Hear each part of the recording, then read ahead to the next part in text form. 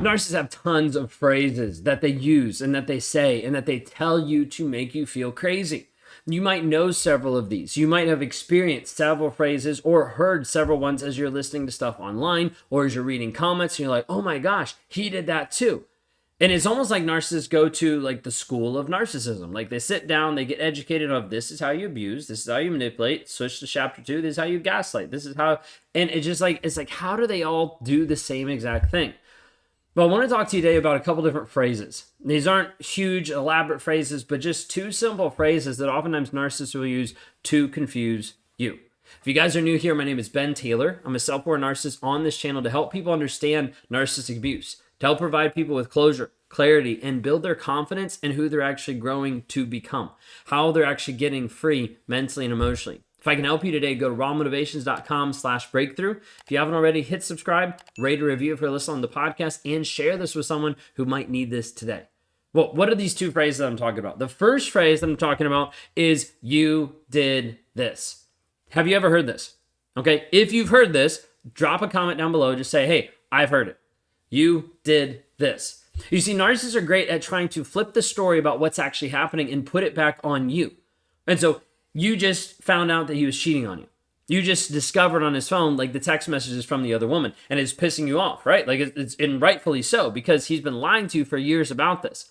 And so you bring it up to him, and first off, he gets really mad, and he gets really upset at you because you looked at his phone. Like, I can't believe you did this. You broke in, you went against my privacy. Like, that's a private matter. Like, no, you're just a liar and a cheater.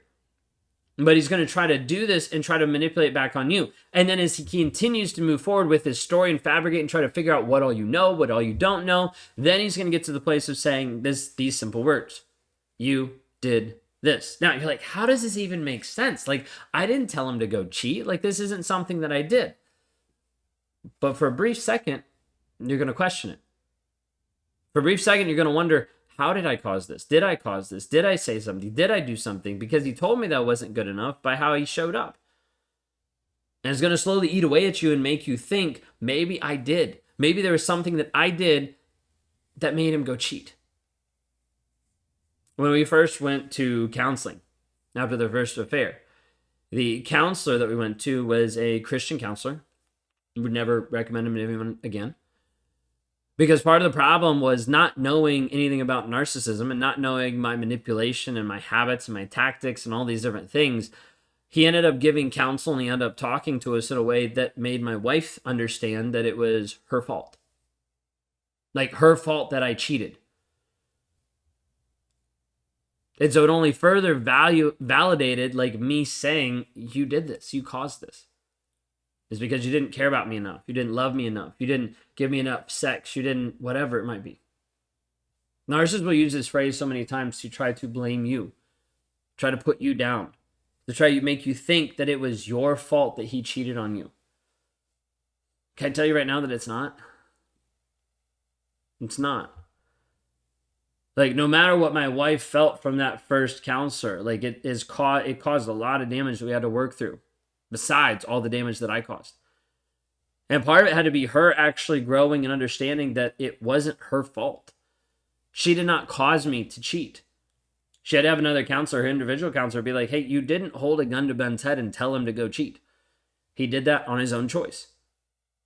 But it took her a long time to be able to work through that because of how many times I had portrayed back to her or communicated or said back to her that same essence or phrase, you did this, because I didn't want to take accountability that it was my fault.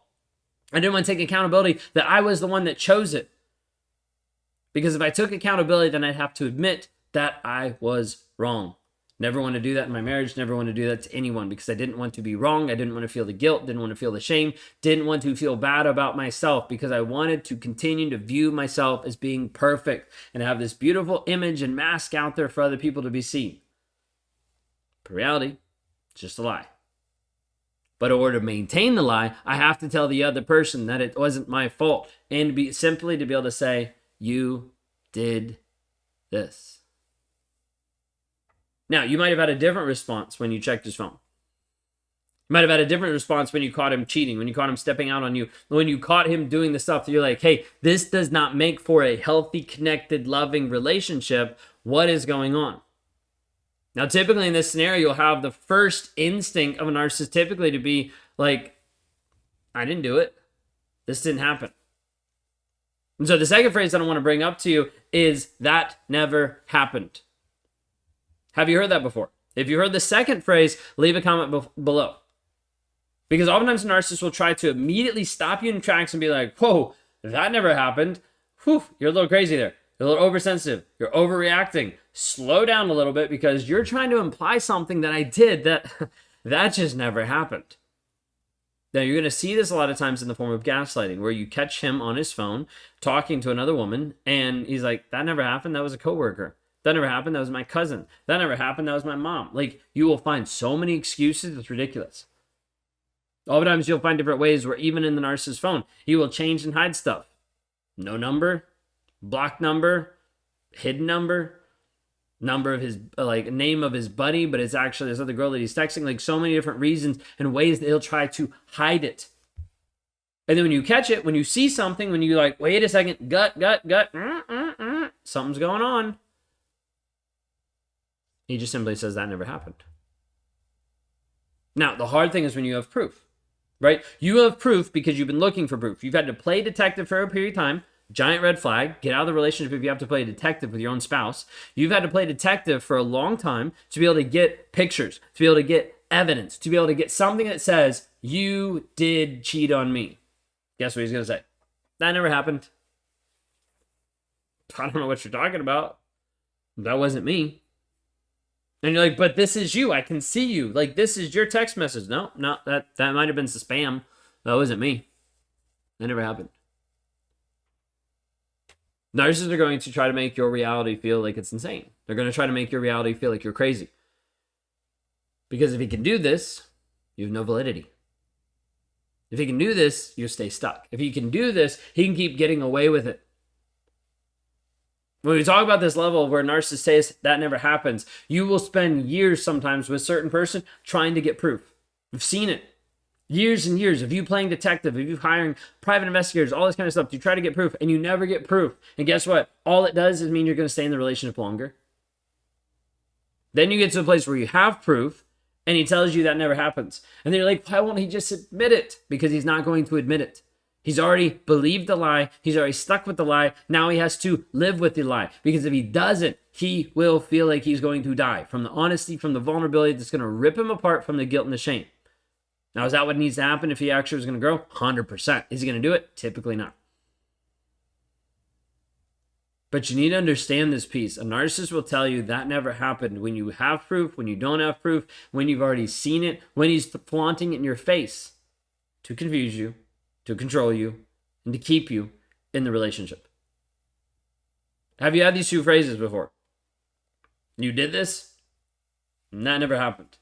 Is that something you actually see and hear and experience in your relationship? If you are, you probably need to see about these giant red flags that are flying in front of your face and say, I need to actually make a difference and a change in my life. If you don't, where are you going to be? Like, you've already been in this relationship for a couple of years. Where are you going to be in a couple more years if all this continues? There's one question that I ask clients whenever I first initially talk to them because I need them to understand. And half the time people avoid it. Well, I'm not going to be here. I'm like, well, you've been here the past 11 years. So we need to talk about where you're going to be. Well, this isn't what I want. I get it. That's not what you want. That's why you're here. But until you actually count the cost of where you're going to be, you won't actually make a move. You won't actually make a choice. Like, you will run when I actually ask for your commitment. You will actually say, oh, I can't do this now. Really? You just told me that you're 100% committed to getting free. And then when I say, hey, I need to actually talk to you about you committing to you, you're like, yeah, maybe not. How many of these phrases have you heard? How many of these phrases are messing with your mind, leaving you stuck in a toxic relationship? If you're ready to actually step forward and be free, why don't you go to rawmotivations.com/breakthrough to hear how I help liberate people on a day-to-day basis. The tools, the resources, the things that we actually walk you through. Click on that link and go to rawmotivations.com/breakthrough to hear a short presentation and fill out a form if you're interested in working together or being a part of some of the communities that we run and helping liberate you from toxicity. Have a blessed, wonderful day, and take care.